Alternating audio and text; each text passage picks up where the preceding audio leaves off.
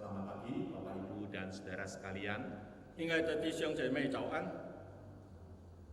Pertama-tama saya ingin mengucapkan terima kasih atas undangan melayani di GKPJ.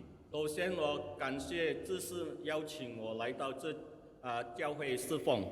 Salam sejahtera dari gereja tempat saya melayani sebagai gembala jemaat, yaitu Gereja Kristen Muria Indonesia Kudus. 我代表我们的教会，在古都的问你们安。 Kita akan satukan hati di dalam doa, kita mohon Tuhan menolong kita untuk memahami firman-Nya. 我们一起进入祷告。 Seperti pujian yang baru saja kami nyanyikan, ya Bapa, kami menyadari bahwa keindahan dan keajaiban firman-Mu terletak pada kehidupan yang dikaruniakannya. Tolonglah kami, seiring kami membaca dan merenungkan firman-Mu, dan seiring hamba-Mu menjelaskan pesan firman bagi kami, terbit kebenaran di hati kami, pengertian akan kehendak Tuhan, dan semangat untuk hidup sesuai dengan firman Tuhan. Karena kami percaya Roh Kudus akan menolong kami bukan saja untuk memahami firman-Mu, tapi juga memampukan kami untuk hidup sesuai firman-Mu. Di dalam nama Tuhan kami Yesus Kristus kami berdoa. Amin. Tema kita pada kesempatan ini adalah lakukanlah. 我们今天的讲题就是要行动。 Mari kita membuka Injil Matius pasal 7 ayat 21 sampai 27. 我们打开马太福音从21节到27节。 Saya akan membacakan bagian tersebut. Matius pasal 7 ayat 21 sampai 27 demikian. Bukan setiap orang yang berseru kepadaku, Tuhan, Tuhan, akan masuk ke dalam kerajaan sorga, melainkan dia yang melakukan kehendak Bapa-Ku yang di sorga. Pada hari terakhir banyak orang akan berseru kepadaku, Tuhan, Tuhan, bukankah kami bernubuat demi nama-Mu, dan mengusir setan demi nama-Mu, dan mengadakan banyak mukjizat demi nama-Mu juga? Pada waktu itulah aku akan berterus terang kepada mereka dan berkata, aku tidak mengenal kamu, enyahlah daripadaku, kamu sekalian pembuat kejahatan. Setiap orang yang mendengar perkataanku ini dan melakukannya, ia sama dengan orang yang bijaksana yang mendirikan rumahnya di atas batu. Kemudian turunlah hujan dan datanglah banjir. Lalu angin melanda rumah itu, tetapi rumah itu tidak rubuh sebab didirikan di atas batu. Tetapi setiap orang yang mendengar perkataanku ini dan tidak melakukannya, ia sama dengan orang yang bodoh yang mendirikan rumahnya di atas pasir. Kemudian turunlah hujan dan datanglah banjir.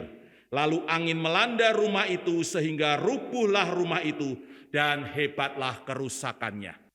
Demikianlah firman Tuhan, berbahagia kita yang mau merenungkannya siang malam dan melakukan kehendak Tuhan. 昼夜思想上帝的话语，行主义的人有福了。 Saya mengajak kita untuk mundur sedikit ke belakang kepada nas utama kita atau nas umum kita di bulan September, yaitu Matius pasal 28 ayat 20. Saya pikir semua sudah memahami ayat ini. 我邀请弟兄姐妹再回顾我们这个月的讲题，就是马太福音28章20节。 Dari nas inilah muncul keempat tema di bulan September, 就从这个经节，我们有4个讲题， yaitu pergilah, jadikanlah, ajarlah, dan tema kita hari ini lakukanlah. 所以你们要去，使万民做我门徒。 Bapak Ibu sekalian, kalau saya boleh rangkai menjadi satu kalimat demikian. 如果可以结语这样， Menurut Matius pasal 28 ayat 20, 马太福音28章20节， amanat agung menjadikan segala bangsa murid Kristus mencakup bukan saja kesediaan untuk diutus dan mengajar, tapi juga untuk melakukan. 马太福音28章20节，大使命使万民做我的门徒，不但要教导他们，也要叫他们顺从遵守上帝的教导。 Artinya, sampai seseorang melakukan perintah Kristus, ia belum menjadi murid Kristus. 就意思是说，如果那个人未行主的命令，那个人还不是主的门徒。 Dari situ kita masuk ke dalam nas kita hari ini, Matius pasal 7 ayat 21 sampai 27. 我们再回到我们21节到27节。 Bapak Ibu sekalian, sebagai penutup dari khotbah di bukit, Matius pasal 5 sampai 7, kumpulan sabda Kristus dalam Matius pasal 7 ayat 13 sampai 29 bersifat merangkum pokok-pokok utama yang telah dikemukakan dan mengajak kita pembaca untuk menanggapinya dengan tepat. 登山宝训是马太福音5章到7章，就在第7章的21到27节，我们再总纲起来。 Kita melihat di sini ada pola yang sama dengan pola khotbah di bukit. 我们看这里21到27节跟登山宝训的教导的模式一模一样， Yaitu pola dua pilihan yang berbeda satu sama lain dan perbedaannya itu tajam. 就是有两种选择，两个结果截然不同。 Seperti berikut, ada pintu yang sesak dan pintu yang lebar. 我们有读到有窄门，有宽门， Ada pohon yang baik dan pohon yang tidak baik. 有好的树，有坏的树。 Ada orang yang mengaku Tuhan dan ada orang yang melakukan kehendak Tuhan. 有的就承认信主，有的行主的旨意， Dan ada orang yang bijaksana dan orang yang bodoh. 有聪明人，有无知的人， Kita diperhadapkan pada dua pilihan ini. 摆在我们面前有两个选项。 Dengan demikian kita pembaca Injil Matius diajak untuk mengambil pilihan yang benar di antara dua pilihan itu. 所以马太福音摆给在我们面前两个，我们要选对的。 Pilih pintu yang sesak atau pintu yang lebar. 我们要选窄门还是宽门？ Pilih pohon yang baik atau pohon yang buruk. 要选坏的树还是好的树？ Menjadi orang yang melakukan kehendak Tuhan atau sekadar mengaku Tuhan. 行主旨意还是就口头承认信主？ Dan menjadi orang bijaksana atau orang bodoh. 做聪明人还是做无知的人？ Ambillah pilihan yang benar. 今天我们必须有一个选择。 Kita akan lihat yang pertama di ayat 21 sampai 23. Mengaku atau melakukan. 我们从21节到23节，我们看单单口头说信主或者是行主的旨意。 Bagian ini di satu sisi menjelaskan metafora atau perumpamaan kembar pohon dan buah. Pohon yang baik menghasilkan buah yang baik, sedangkan pohon yang tidak baik menghasilkan buah yang tidak baik. Ayat 16 sampai 20. 这里告诉我们用一个比喻，好树能结好的果子，坏树不能结好的果子。 Di sisi lain, bersama metafora pohon dan buah itu, bagian ini menjawab pertanyaan bagaimana umat dapat waspada dan mengenali nabi-nabi palsu yang menyamar seperti domba. Ayat 15. 透过这个好的树跟坏的树，好的果子、坏的果子，提醒会友要谨慎，假先知好像披着羊毛的暴狼。 Keaslian atau keautentikan seorang nabi terletak pada buah kehidupannya. 真假先知就是从他的生活果子来评论。 Walaupun dia pandai berkhotbah, tapi kalau kehidupannya tidak sesuai dengan khotbahnya, dia bukan pohon yang baik. 虽然他很会讲道，可是他没有行道，那个不是好的果子。 Kenalilah pohon dari buahnya. 我们从他的果子可以认识到那棵是好树还是坏树。 Kehidupan seorang menunjukkan jati dirinya yang sebenarnya. 一个人的一举一动来表示他的本质。 Sekarang ini banyak pendeta dan hamba Tuhan yang pandai berkhotbah. 今天很多很会讲道的牧师传道， Dan banyak orang terkesima dengan khotbah-khotbah mereka. 很多人羡慕他们的讲道， Pengalaman-pengalaman spektakuler dan supraalami mereka bagikan. 他们分享他们有特别的恩赐， Seakan mereka begitu sakti dan dekat sekali dengan surga sehingga bisa mengatur kuasa surga. 好像他们很接近天堂，能够使用天堂的大能行异能。 Tapi Yesus berpesan, lihat hidupnya. 可是耶稣警戒我们要看他们的生命， Kehidupan menunjukkan jati diri seseorang. 生命来他是到底是谁？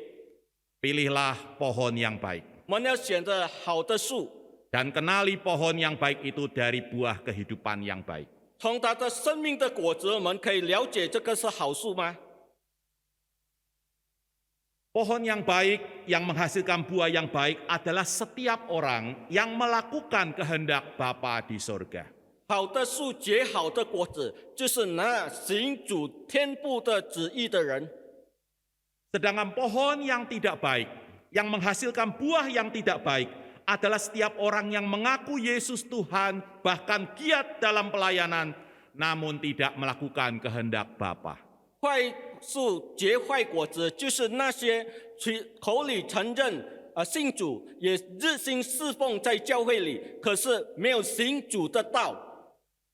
Pada akhirnya Tuhan sendiri yang akan menegaskannya, yaitu dengan menolak mereka sebagai umatnya, bahkan menyebut mereka sebagai pembuat kejahatan. 末日时，上帝要明明白白告诉他们：我从来不认识你们，反而你们这些作恶的人。 Apapun yang kita perbuat di gereja ini, kalau itu tidak selaras dengan kehidupan kita sehari-hari, kita disebut pembuat kejahatan. 如果虽然我们在教会很热心侍奉，如果跟我们的每天生活不相称，那么我们也是行恶之子。 Ujian utama bagi kesejatian kemuritan atau keaslian kita sebagai murid Kristus bukanlah kredo atau pengakuan iman kita, bukan juga kegiatan pelayanan kita, tapi kelakuan kita sehari-hari. Apakah kita melakukan pokok-pokok ajaran Kristus? 考验我们是否是真门徒或是假门徒，不单从我们的侍奉的日心里来衡量，或者我们对教义的公认，乃是从我们每天生活的一举一动。 Apakah Allah tidak menghendaki umatnya mengucapkan kredo dan giat dalam pelayanan? 是否上帝不要我们日心侍奉，或是我们表扬我们的信仰呢？ Bukan begitu, saudara sekalian, tapi jika kredo atau pengakuan iman kita dan kegiatan pelayanan kita tidak autentik, tidak asli, tidak selaras dengan kehidupan kita sehari-hari, semua itu sia-sia. 不是那些信仰信经不重要，乃是如果我们没有正视生命的果子，在一天一天生活里，那些一切都是徒然的。 Kita maju ke dua pilihan berikutnya, bijaksana atau bodoh. 再往前看，聪明人还是无知的人。 Ayat 24 sampai 27. 24到27节。 Saudara sekalian, perumpamaan kembar pembangun dan bangunan ini menggambarkan lebih jauh perbedaan mendasar antara Kristen autentik yang asli tadi, yang selaras pengakuannya dengan kehidupannya, dan Kristen tiruan. 这个盖房子的人和被盖的房子来一表那个信主和是假信主的人，是从他的一举一动来判断。 Kristen autentik atau Kristen yang asli itu seperti orang yang bijaksana, yang mendirikan rumahnya di atas batu. Sedangkan Kristen tiruan, Kristen KW kata orang, seperti orang yang bodoh, yang mendirikan rumahnya di atas pasir. 真基督徒就是那个聪明人，他们把房子盖在磐石上；那个无知的人就是假基督徒，他们把房子盖在沙土上。 Ketika hujan turun, banjir datang dan angin melanda, rumah yang didirikan di atas batu itu tidak rubuh, tetap berdiri dengan tegak. Sedangkan rumah yang didirikan di atas pasir rubuh dan rusak parah. 那个聪明人的房子，当雨淋水冲风吹，撞着那房子，房子总不倒塌。可是那个无知的人盖在沙土上的，当雨淋水冲风吹撞着那房子，房子就倒塌了。 Dari situ kita menarik pelajaran. 从这里我们拿一个结论： Apa perbedaan antara Kristen autentik dan Kristen tiruan? 假基督徒跟真基督徒分别在哪？ Antara Kristen asli dan Kristen KW. 真基督徒还是假基督徒？ Kristen autentik bukan cuma tahu teori atau pokok-pokok ajaran dari Yesus di dalam khotbah di bukit, tapi mempraktikannya. Sedangkan Kristen tiruan cuma tahu teori, tahu banyak tentang isi Alkitab, tapi tidak mempraktikannya. 真基督徒不停留在只知道真理、教义、登山宝训，可是他在生活里行出来，把一切的道行出来。那假基督徒就停留在真理、教义里，没有行动。 Kita sampai pada kesimpulan dari firman Tuhan yang kita renungkan hari ini. 我们从我们所思想的神的话语，我们做一个总结论。 Pengakuan iman, kegiatan pelayanan, bahkan memahami pokok-pokok ajaran Kristen tidak otomatis menjadikan seseorang Kristen. 我们的信经、我们的侍奉、我们的日新，不代表我们就是真基督徒。 Tidak ada itu yang namanya auto-Kristen kalau pakai bahasa kekinian. 从今日的话语，就是自然而然成为基督徒，没有这种事。 Dibaptis auto-Kristen, 一受洗就成为基督徒， menjadi anggota gereja auto-Kristen, 成为教会的会友就变成基督徒， terlibat dalam pelayanan auto-Kristen. 侍奉就自然成为基督徒， Itu keliru. 那是错误的教导。 Menjadi Kristen itu membutuhkan kesadaran dan penyerahan diri penuh. 成为基督徒必须很理性、明确的知道，把自己完全的交托在主手里。 Kesadaran dan penyerahan diri penuh untuk mengikut Yesus dalam kesehariannya. 明明白白、切实知道，把自己的一切摆在主手里，在每天生活细节里。 Sampai seseorang menjadikan ajaran Yesus itu autentik dalam kelakuannya sehari-hari, ia belum menjadi murid Kristus. 如果一个人没有把耶稣的一切的教导贴在他的生活的每个步骤里，他还不是真门徒。 Karena itu penting rumusan setelah membaca Alkitab, biasanya pendeta berkata, berbahagialah orang-orang yang merenungkan firman Tuhan siang malam dan melakukan kehendak Tuhan. 牧师时常会说，那昼夜思想主的话语的人有福了，还有行主的道的人有福了。 Itu bukan rumusan sekadar penghias khotbah. 这个不是美言，在讲道理的美言。 Tapi oleh rumusan itu setiap anggota jemaat diingatkan, tidak cukup mengerti isi Alkitab. 这个要提醒我们，我们不能只明白圣经而已。 Yang berbahagia adalah yang mengerti dan melakukannya.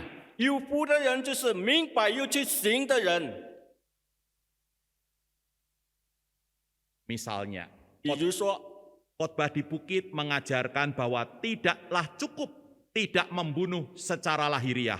Kita juga hendaklah tidak mencaci sesama manusia. 登山宝训教导我们，我们不可杀，不但不可杀人，我们也不可辱骂人。 Karena mencaci orang menurut Yesus sama dengan membunuh orang itu di hati kita. 当我们骂一个人的时候，等于我们在心里就谋杀他。 Tidaklah cukup berzina secara lahiriah atau selingkuh, kita juga hendaklah tidak berzina di dalam hati. 我们不但不要犯奸淫、有外遇，也是不要在我们的思想脑海里犯奸淫。 Walaupun kita tidak selingkuh dengan laki-laki atau perempuan lain, tapi kita menginginkannya di dalam hati kita, kita sudah berselingkuh dengannya di dalam hati. 虽然我们生活里没有第三者，可是在心里总想着那第三者也是犯错。 Hiduplah sesuai ajaran Yesus. 我们要活出耶稣的教导， Demikianlah kita menjadi Kristen autentik. 我们才能够成为真基督徒。 Kristus menjadi, kalau pakai bahasa gaul itu, gue banget. 耶稣就是我的， Dunia enggak gue banget. 世界不是我的， Itulah Kristen autentik. 就是真基督徒。 Saya tutup dengan sedikit pengalaman yang baru saja saya alami. 我要分享我的最近的经历。 Bagi saya seorang pendeta, keautentikan atau keaslian kemuritan saya tidak terletak pada kependetaan saya, tapi pada keseharian saya sebagai seorang pendeta. 称为牧师，不单在因为我的头衔是牧师而已，可是也要从我个人每天生活见证里的来证明我是配得称得上是牧师。 Dalam teologi gereja atau eklesiologi, kependetaan adalah tanda kepercayaan umat terhadap pribadi yang ditahbiskan menjadi pendeta. 教会学里的描述，牧师就是会有所信任的某个弟兄起来担任这个牧师的职位。 Umat meyakini bahwa orang inilah yang Tuhan karuniakan kepada kami untuk menggembalakan kami. 牧师就是会有信任，这位弟兄是上帝所恩赐差派来到我们当中做牧子的。 Dan itu tentunya didasarkan pada kiprah pelayanannya selama ini. 也是凭着他一向以来的侍奉， Lalu ia ditahbiskan menjadi pendeta. 就被安立成为牧师， Itu tanda kepercayaan. 就是信任的标记。 Tapi itu tidak menjadikannya auto pendeta. 这是不因为这就自然而然他成为牧师。 Untuk menjadi pendeta yang baik, dia harus memelihara kepercayaan dari Tuhan dan gereja itu. 他要成为一个好牧师，他必须要称职来行他本应该做的牧师的工作。 Misalnya ketika mempersiapkan khotbah ini, saya diberitahu ada seorang anggota jemaat yang sedang mencari tempat hemodialisis atau cuci darah bagi suaminya yang menderita penyakit hepatitis B. 当我在预备这个讲章，有一个人告诉我会有在寻找血液透析机，就是要洗血的机器。 Bagi tenaga kesehatan pasti tahu bahwa untuk penderita hepatitis B yang butuh cuci darah butuh mesin tersendiri. 我们在卫生工作的人就明白，一个患肝炎的人需要自己一个血液透析机，不能跟别人掺在一起。 Dan jumlah mesin itu sangat terbatas. 这个机器稀少， Tidak semua rumah sakit memiliki mesin cuci darah untuk penderita hepatitis B. 不是每个医院都有这个洗血机为肝炎人洗血机， Termasuk di Kabupaten Kudus. 包括在古都省。 Saya di Kudus melayani selain di gereja juga di rumah sakit. 我在古都不单在教会侍奉，也在医院侍奉。 Dan di rumah sakit tempat saya melayani, kami hanya memiliki satu mesin hemodialisis seperti itu. 在我们的侍奉的医院里，只有一台血液透析机， Dan itu sudah penuh terjadwal untuk pasien-pasien hepatitis. 那需要这台机器的人已经排满了。 Saya mendengar ada anggota jemaat yang suaminya membutuhkan mesin tersebut. 我听到有一位会友的丈夫需要这台机器， Apa tanggapan saya? 我必须怎么样回应呢？